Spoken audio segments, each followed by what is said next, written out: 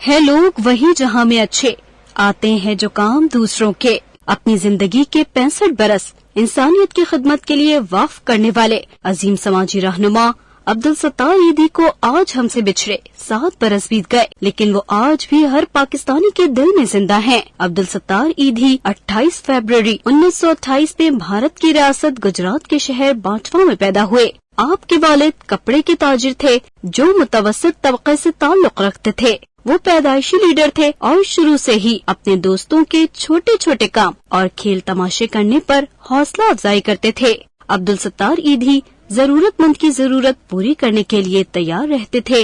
11 साल की उम्र में उन्होंने अपनी मां की देखभाल का काम संभाला। छोटी उम्र में ही उन्होंने अपने से पहले दूसरों की मदद करना सीख लिया था, जो आगे की जिंदगी के लिए कामयाबी की कुंजी साबित हुई। 1947 में तक़सीम हिंद के बाद उनका खानदान भारत से हिजरत करके पाकिस्तान आया और कराची में आबाद हुआ। उन्होंने 1951 में कराची के इलाके मीठा दर में सिर्फ 5,000 रुपए से मेमन वेलफेयर के नाम से एक छोटी सी डिस्पेंसरी खोली। इसके अलावा उसका नाम तब्दील करके मदीना वेलफेयर रखा गया, जो बाद में बदलकर ईदी फाउंडेशन बन गया। उन्होंने 1952 में एक जचकी सेंटर और 1954 में नर्सेस की तरबियत के लिए एक इंस्टीट्यूट भी कायम किया और 1967 में अपने नर्सिंग होम की एक नर्स बिल्किस ईदी से शादी की। अब्दुल सत्तार ईदी ने 1954 में एक वैन खरीदी और इसे एम्बुलेंस में तब्दील किया और फिर देखते ही देखते ईदी फाउंडेशन की एम्बुलेंस सर्विस दुनिया की सबसे बड़ी एम्बुलेंस सर्विस के तौर पर सामने आई और इसे 1997 में Guinness book of world record में दुनिया की सबसे बड़ी एम्बुलेंस सर्विस के तौर पर शामिल किया गया।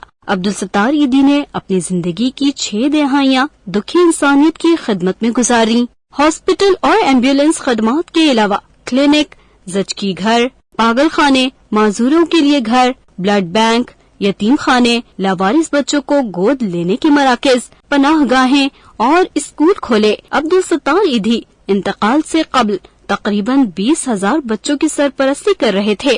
उन्होंने अपनी आंखें अतिया करके मरने के बाद भी दुखी इंसानियत की खिदमत की, जिसकी वजह से 2 अफराद की आंखों को रोशनी मिल सकी। हुकूमत पाकिस्तान ने 1980 की दिहाई में इन्हें निशान इम्तियाज से नवाजा। पाक फौज ने इन्हें शील्ड ऑफ ऑनर का एहसास दिया। 1992 में हुकूमत सिंध ने इन्हें सोशल वर्कर ऑफ सब कॉन्टिनेंट का एहसास दिया, जबकि हुकूमत पाकिस्तान ने इन्हें बाद मर्ग भी निशान इम्तियाज से नवाजा। स्टेट बैंक ऑफ पाकिस्तान ने उनके एहसास में 50 रुपए मालियत का सिक्का भी जारी किया। अब्दुल सत्तार की खिदमत के एतराफ में इन्हें कई आलमी एजाजात से भी नवाजा गया। बैनुल अक़वामी सतह पर 1986 में अब्दुल सत्तार ईदी को फिलीपींस से रोमान मैग्से अवार्ड दिया। 1957 में कराची में बहुत बड़े पैमाने पर फ्लू की वबा फैली, जिस पर ईदी साहब ने फौरी तौर पर रद्द-ए-अमल किया। उन्होंने शहर के नवाह में खैमे लगवाए और मुफ्त मुदाफियती अदविया फराहम की। मुखय्यर हजरात ने उनकी दिल खोल कर मदद की और उनके कामों को देखते हुए बाकी पाकिस्तान ने भी